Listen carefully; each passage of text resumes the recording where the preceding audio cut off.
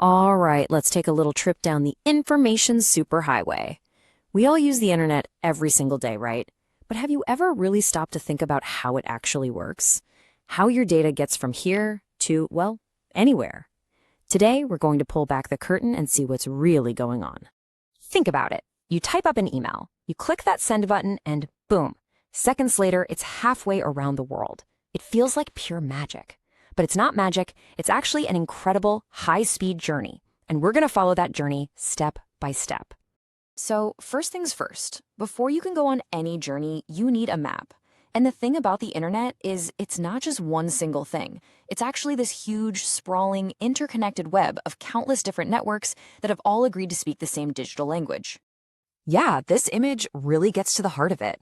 The internet isn't some abstract cloud floating in the sky. It's a very real, very physical network of networks. You can think of it like the world's road system, right? You've got your little neighborhood streets, bigger city roads, and then these massive highways that cross continents and oceans, all linked together. So who actually runs all these digital highways? Well, there are a few key players on our map. It all starts right there with you, your home Wi-Fi or your phone's mobile network. That connects to a local internet service provider, an ISP. They, in turn, connect to even bigger regional ISPs, and eventually everything funnels into these massive Tier 1 networks that form the global backbone of the internet.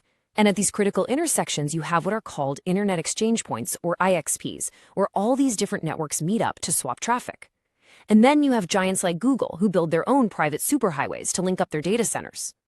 Okay, so we've got our map of the highways. Now let's talk about the car, the vehicle that's actually carrying your information. See, your data doesn't travel as one big chunk. No way. It gets broken down into something much, much smaller. And that something is the data packet.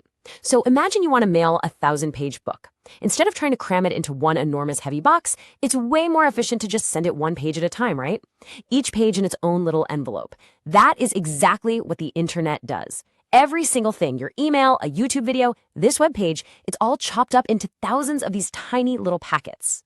And here's the really cool part. We can actually watch this happen. There's this fantastic little tool called TracerRoute, and it basically acts like a GPS for our data. It shows us every single stop, or hop, a packet makes on its way to wherever it's going. Check this out. This is a real tracer route going from a university in Massachusetts all the way to France. Every line you see is another hop to a new router, and those numbers show how long it took in milliseconds. Now, see that big jump in time right there in the middle? That's it. That's our little packet making the leap across the Atlantic Ocean. How cool is that? Okay, so this whole system is just incredible, but let's be real, we have all been there, staring at that spinning wheel of death while a video buffers. Why does that happen? Well, just like real highways, the information superhighway gets traffic jams. The real culprit, the bottleneck, usually happens inside the routers. A router is kind of like a single-lane intersection. It can only handle so many packets at one time. So when a whole flood of them arrives at once, they have to get in line and wait their turn. And they wait in this little temporary holding area called a buffer. To make this crystal clear, let's use a super simple analogy we can all get. Just imagine your data is a long caravan of cars, and the router is a single-lane toll booth. This analogy is a perfect fit, really.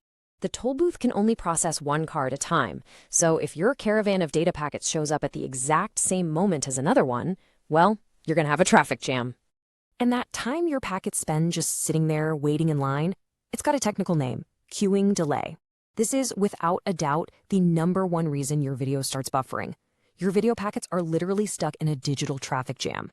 But what happens if the line for that toll booth gets way too long? I mean, the waiting area isn't infinite. Eventually, it fills up, and any new cars that arrive just get turned away. In the world of the internet, when a router's buffer is full, any new packets that show up are just discarded. They're dropped. This is called packet loss, and it's why a video call might suddenly glitch out or an image on a website just won't load. So let's just quickly lock this in, because it's a great way to think about it. The caravan of cars, that's your data packet. The toll booth, that's the router. The time you spend stuck in line, that's your queuing delay.